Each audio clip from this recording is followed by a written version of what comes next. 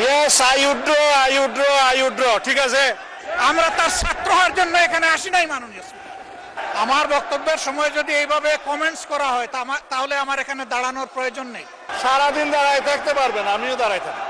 দিনে দুপুরে প্রকাশ্যে অস্ত্র ব্যবহার করে সাধারণ মানুষের নাগরিকের কাছ থেকে ছিনতাই হচ্ছে, রাহাজানি হচ্ছে, সেই ব্যাপারে বর্তমান স্বরাষ্ট্রমন্ত্রী কি ভূমিকা নিচ্ছেন এবং পরবর্তীতে সরকার দলীয় এমপি সহ বিরোধী দলীয় এমপিদেরকে যে হামলা শিকার হয়েছে, সেই হামলায় যে মামলা হয়েছে, সেই মামলার আসামিদেরকে গ্রেপ্তার না করে বরং উল্টো যে মিথ্যা মামলা হয়েছে তার প্রেক্ষিতে সেই আসামিদেরকে গ্রেপ্তার করে যে আইনের শাসনের টোটাল কবর রচনা করা হচ্ছে, এই ব্যাপারে বর্তমান স্বরাষ্ট্রমন্ত্রী পদক্ষেপ জানতে যাচ্ছে।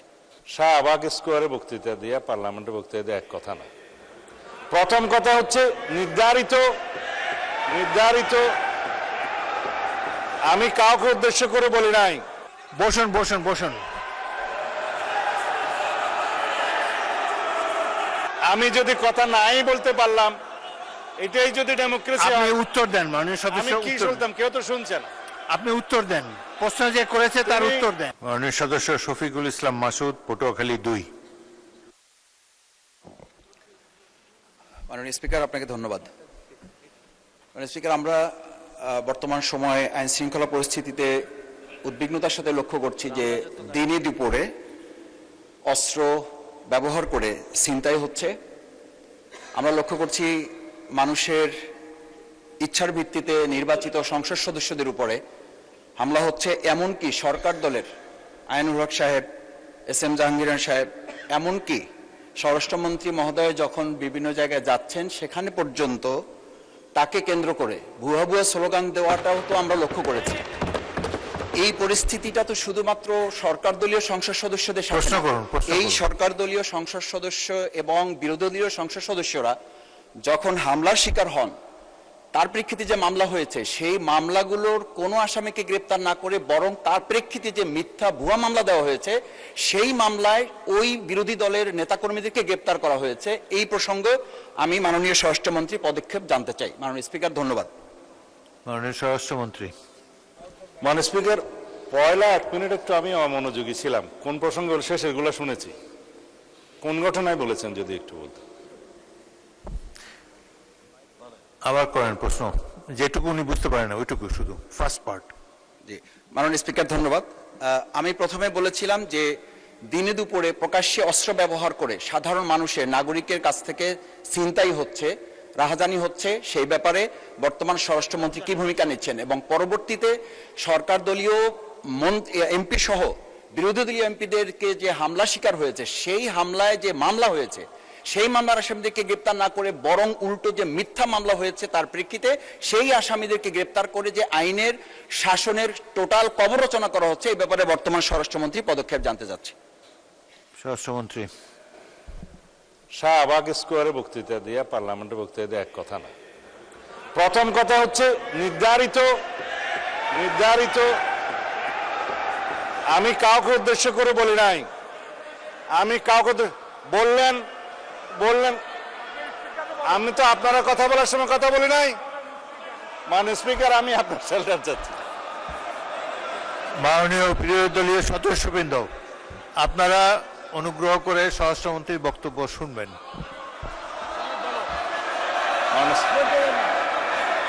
ইয়েস, আই উড্র, ঠিক আছে।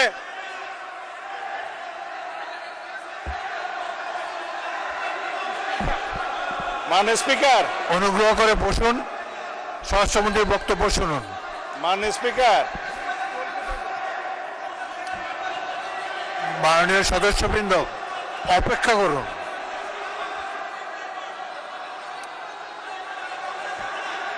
মাননীয়, 1 মিনিট বসুন। মাননীয় সদস্যবৃন্দ বসুন। মাননীয়, জাস্ট হোল্ড অন প্লিজ, আমার কথা শুনুন, লিসেন টু মি। মাননীয় সদস্যবৃন্দ, বলো।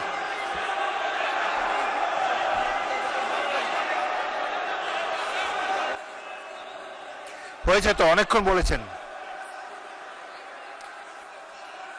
এখন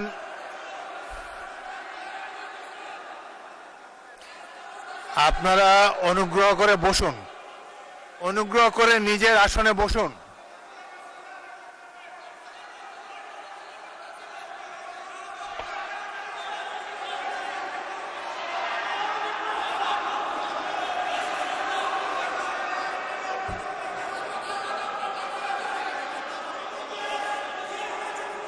মাননীয় সংসদ সদস্যবৃন্দ, আপনারা অনুগ্রহ করে বসুন, অনুগ্রহ করে নিজ নিজ আসনে বসুন। কথা বলার তো অনেক সুযোগ আপনাদেরকে দিচ্ছি, এইভাবে ঢালাও না বলে মাইকে বললে তো সবাই শুনতে পায়। আপনাদেরকে সুযোগ দেওয়া হবে, যখন সুযোগ পাবেন মাইকে বলবেন। আরেকটি কথা আমি বলতে চাই, যেখানে আপনাদের বিরোধী দলের চিফ হুইপ দাঁড়িয়েছে, সামনের সারির সদস্যবৃন্দ দাঁড়িয়েছে, তখন অনুগ্রহ করে পিছনের সারি থেকে বক্তব্য দেবেন না। আপনাদের নেতারা কি বলে সেটা শোনার চেষ্টা করবেন। একটু ধৈর্য ধরে অপেক্ষা করুন, প্রচুর সুযোগ আছে আপনাদের জন্যে। এই সংসদে বক্তব্য দেওয়ার প্রচুর সুযোগ আছে, আপনারা নিশ্চয়ই লক্ষ্য করেছেন। এটা তো আওয়ামী লীগের আমল না, এখানে আপনারা ইচ্ছা মতো সরকারকে ক্রিটিসাইজ করতে পারছেন। আরেকটি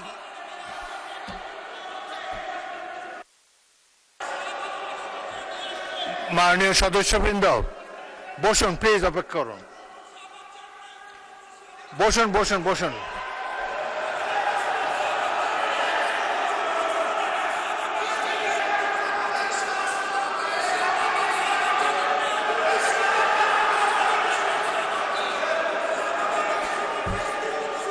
অনুগ্রহ করে নিজের নিজের আসনে বসুন। আপনাদেরকে বারবার অনুরোধ করছি, আপনাদেরকে স্পিকারের আসন থেকে বারবার অনুরোধ করা হচ্ছে, অনুগ্রহ করে বসুন। আপনাদের তো উত্তর দেওয়ার সুযোগ পাবেন।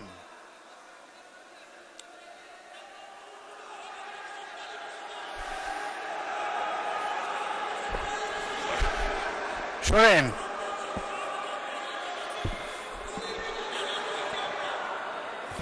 আপনারা স্বরাষ্ট্রমন্ত্রীর উত্তর শুনুন, তারপর যদি প্রয়োজন হয় আপনারা বলতে পারবেন।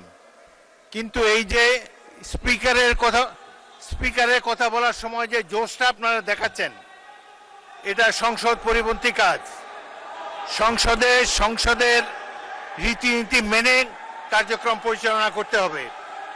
আপনাদের কাছ থেকে আমি সহযোগিতা কামনা করছি। মাননীয়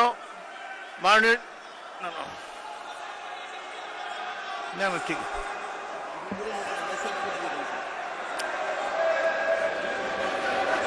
আপনার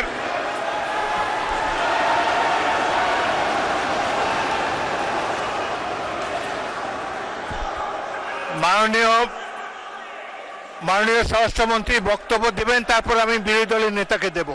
আপনি বসুন। মাননীয় স্বরাষ্ট্রমন্ত্রী, আপনি বক্তব্য দেন, তারপর আপনি বলবেন। বিরোধী দলের নেতা অপেক্ষা করুন, তার বক্তব্যটা শেষ করুন, তারপর আপনি বলবেন। আপনাকে ফ্লোর দেব।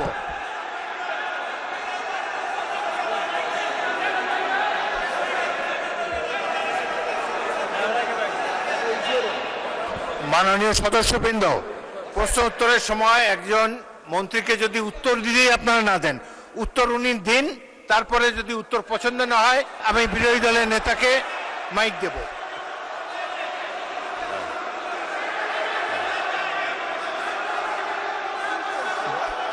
মাননীয় স্বরাষ্ট্রমন্ত্রী, আপনি আমার দিকে তাকিয়ে কথা বলেন। আমি তো কথা বলতে, মাননীয় স্পিকার, না বলেন বলেন। আমার যে শব্দ চয়নে তাদের আপত্তি আমি ভাই সংক্ষেপে বলেন, সংক্ষেপে বলেন। সেইটার জবাব তো আমি দিতে পারবো। আপনি জবাব আমি দেন। মিন করেছি এটা জাতীয় সংসদ। মাননীয় সদস্য সারাদিন দাঁড়ায় থাকতে পারবেন, আমিও দাঁড়ায় থাকি। মাননীয় স্বরাষ্ট্রমন্ত্রী,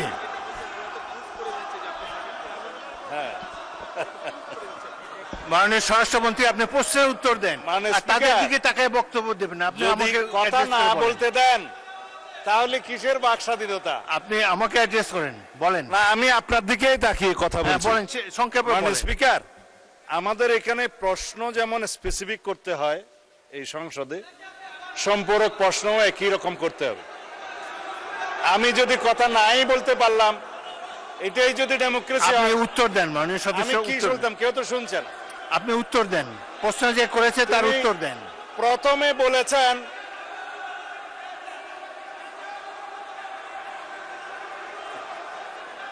আপনারা কি স্বরাষ্ট্রমন্ত্রীর বক্তব্য শুনতে রাজি না? স্বরাষ্ট্রমন্ত্রীর বক্তব্যের পর আমি বিরোধী দলের নেতাকে দেব। কোথায় চিন্তা হয়েছে বলতে হবে। কোথায় মাননীয় সদস্যবৃন্দ, আপনারা 2 মিনিট ধৈর্য ধরে অপেক্ষা করুন। আসমানের উপর কথা দিতে হবে না। মাননীয় স্বরাষ্ট্রমন্ত্রী, আপনি জবাব দেন। মাননীয় স্পিকার, নূতন কোথায় বিরোধী দলীয় কোন এমপির মামলায় আসামি গ্রেপ্তার হয় না সেটা স্পেসিফিক প্রশ্ন দরকার। বলেন, তারপর বলেন। এবং কোথায় ছিনতাই হয়েছে, আসামি গ্রেপ্তার হয় নাই, সেটার স্পেসিফিক বর্ণনা দরকার। শুধু হাওয়াই ভাবে যদি বলা হয়, আমভাবে যদি বলা হয় যে এই সমস্ত হচ্ছে, প্রতিকার কি?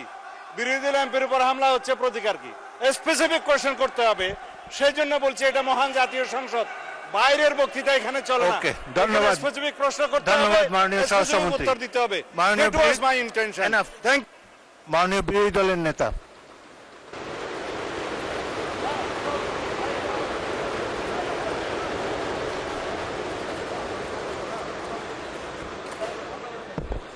মাননীয় স্পিকার, আপনাকে ধন্যবাদ। আমাকে আগে সুযোগ দিলে ওনার কথাটা শুনতে পেতাম।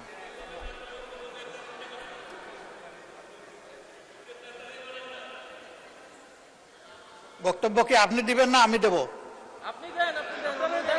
মাননীয় স্পিকার, এটা অশোভন, এটা অশোভন।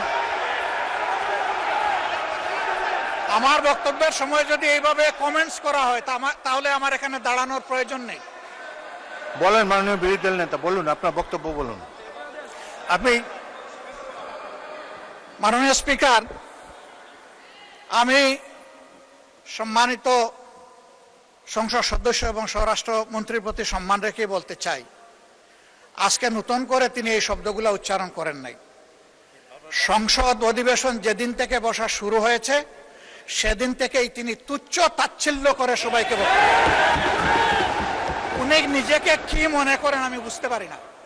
এমনকি তিনি সেই দুঃসাহস এখানে দাঁড়িয়ে তিনি দেখিয়েছেন, তিনি বলেছেন যে এই সংসদে তিনি শিক্ষকের ভূমিকা পালন করবেন।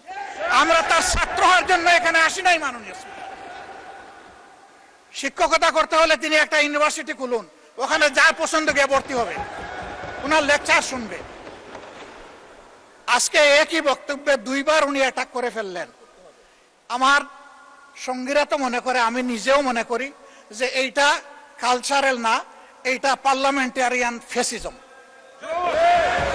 এটা হওয়া উচিত না। উনি এই পল্টন আজকে নতুন করে বলেন নাই, হিট দিয়ে কথা বলেন নাই।